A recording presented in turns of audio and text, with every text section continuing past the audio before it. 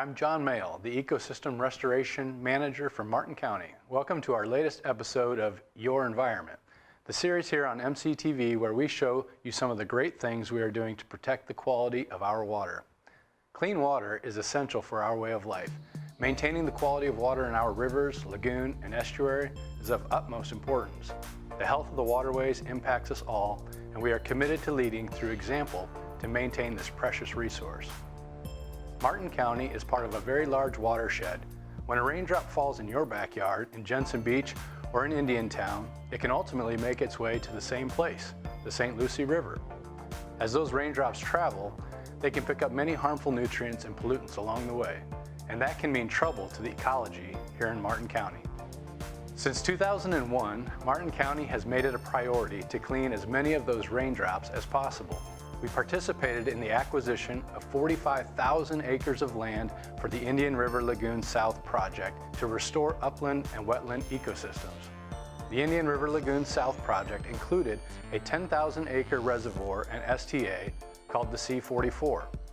Martin County voters approved a referendum that generated $27 million to purchase the land that is now becoming the C44 Reservoir and Stormwater Treatment Area. It is a major undertaking that could not be completed without regional, state, and federal cooperation.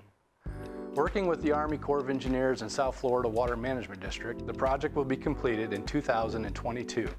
Once fully online, its massive 3,400-acre, 15-foot deep storage area will hold about 16 billion gallons of water. When you add 6 stormwater treatment cells, this project alone will store and treat 65% of the average annual stormwater runoff in the C44 basin, meaning cleaner water downstream in the estuary. Many smaller projects have also been completed in recent years. As a matter of fact, the county has completed 43 stormwater quality improvement projects and septic to sewer conversions.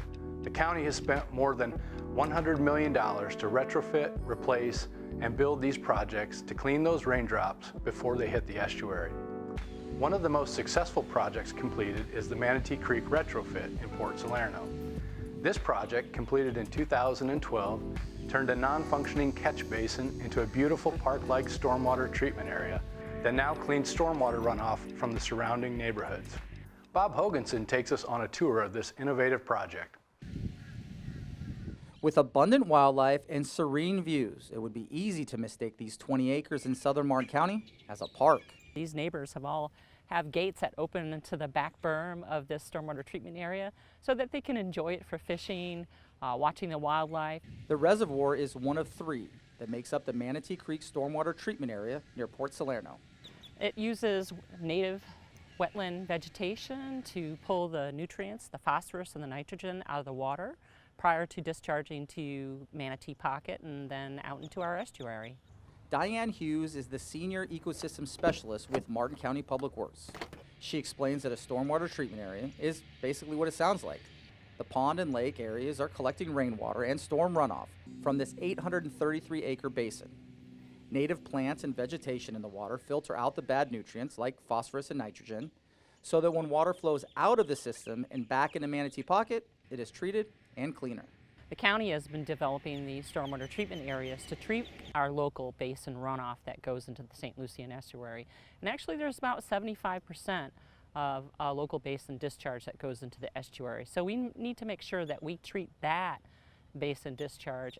Nitrogen and phosphorus are known to cause ecological damage to rivers and estuaries. Martin County has taken many steps to help reduce the amount of these nutrients before they hit the St. Lucie River and Indian River Lagoon. A lot has been said about Lake Okeechobee releases causing problems downstream for the county. But Diane says there is much more to it than just stopping releases. Even though we have discharges from Lake Okeechobee, we also have our own stormwater runoff issues. In the coastal area, we don't have water that goes to anywhere else but our local wetland detention ponds for cleanup. Stormwater runoff can hold any number of nutrients that will eventually make it to our waterways. Diane says it's important that we all do our part for water quality. We need to be very aware of what we're doing in our own environment as well as what's happening in the larger watershed. Diane says we all need to be careful to not over-fertilize and not let grass clippings get into swales and ditches, and to not wash your car with phosphorus-heavy soaps that go directly into drains. As for this stormwater treatment area, there is a tiny little secret that lurks just below the water. Another specialized way to clean out the nutrients.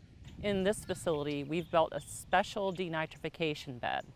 So in that denitrification bed, nitrates are then reduced further and then released as nitrogen gas to reduce the nitrates down to the lowest level possible.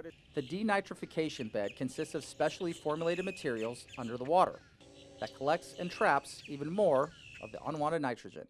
Thanks, Bob. What a great success story out in the Salerno neighborhood. The Manatee Creek project is considered a passive stormwater treatment area. These passive STAs try to create a more natural system. However, this is not the only way we use to safely treat stormwater runoff in Martin County. A hybrid wetland water treatment area does the same thing as a traditional STA, but in a different way.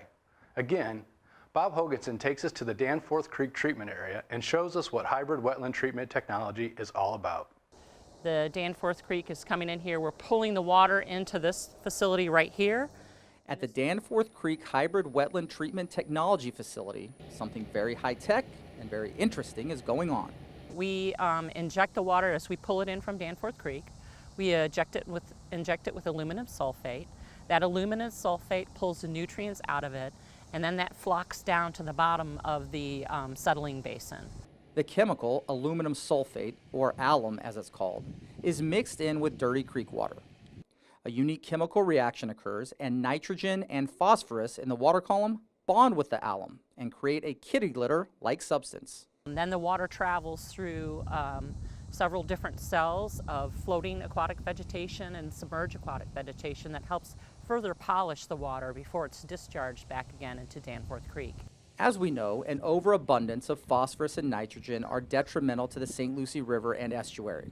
These nutrients come from many sources that end up in our waterways. This particular project is showing amazing results. The first cylinder we have here, this is creek water, and you can see there's some color to it, there's some particles in it. This sample I just took a few minutes ago. This is after we add our aluminum sulfate, which is also known as alum. And you can see the alum, when it gets in the water, it starts grabbing hold of the particles, it starts getting larger, it looks sort of like snow. And it'll fall out slowly over time. And this last cylinder here was taken from our outflow waters. The solid substance is then pumped out of the ponds and into drying beds. All right, check this out. What an incredible representation about what the technology here does. Look at this. This is actually the flocculant right here. It's kind of like a kitty litter or gravel almost. You can kind of crumble it in your fingers. This is actually the phosphorus and the nitrogen attached to the aluminum sulfate. Think about that. This is all stuff that will not be going into the St. Lucie, and that's a good thing. The state of Florida has set water quality targets for the St. Lucie River and estuary, and we have until 2028 to meet those water quality targets. So we're working very hard in Martin County doing water quality retrofit projects and building stormwater treatment areas, and then these beautiful hybrid wetland treatment technology facilities that get us our biggest bang for the buck on phosphorus and nitrogen removal. Project leaders say that this facility is removing 80% and higher of the problem nutrients in the Danforth Creek Basin. The county as a whole moving close to meeting state-regulated water quality targets. But we've already overmet the nitrogen target. We're at 131% of meeting that nitrogen target. It's the phosphorus target that's really hard for us to meet. We're only at 57% right now. So having a facility like this that can really pull the phosphorus out of the water column is great for Martin County.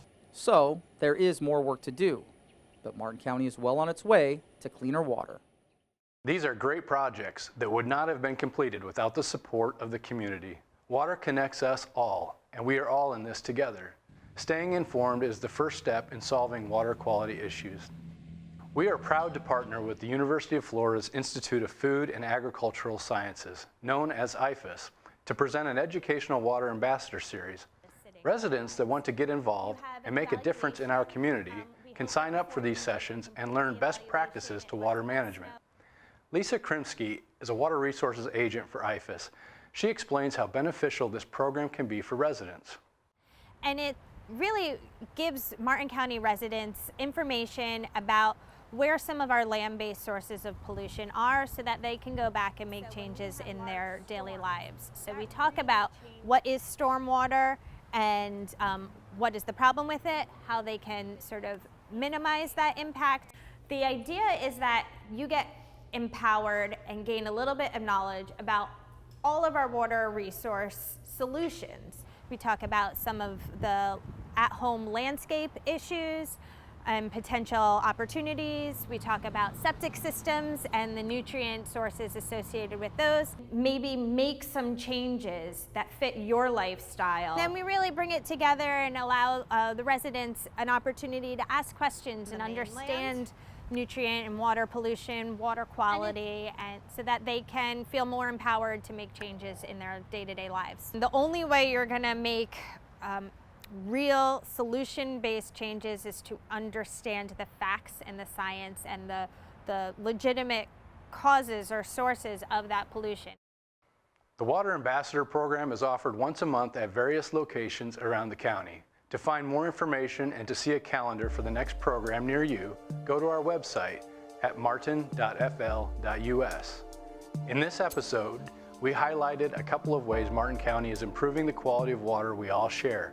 While there is still work to do, we take pride in the successful projects we have completed that begin to protect our local water quality. If you would like to get involved and be part of the solution, join the Water Ambassadors or feel free to contact us at martin.fl.us. Also be sure to like us on Facebook and follow us on Twitter for up-to-date, timely information on water quality and many other topics. I'm John Mayle. Thanks for watching this episode of Your Environment.